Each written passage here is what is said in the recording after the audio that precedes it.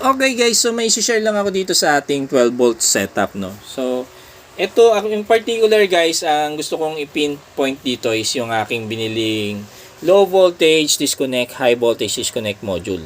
So ito yung nagko-control ng ating load. Kapag bumaba tayo sa ating voltage na desired, is ikakat niya lahat ng power. Or kung mas mataas siya, over voltage siya, ikakat niya rin. So unfortunately guys, para dito sa ganitong variant ng module guys, is we cannot calibrate the voltage value. Pansinin nyo, magkaiba yung value niya. Ang mas tamang value ng reading ng voltage ng battery is yung ating DC meter. So 13.1. So may difference siya na 0.4 voltage.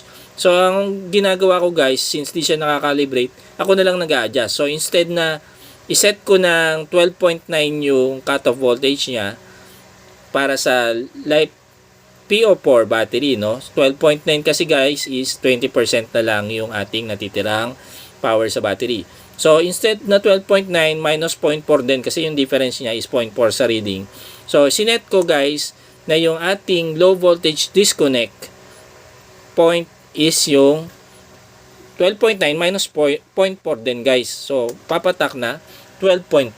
So ganyan lang kasimple yung adjustment na ginawa natin.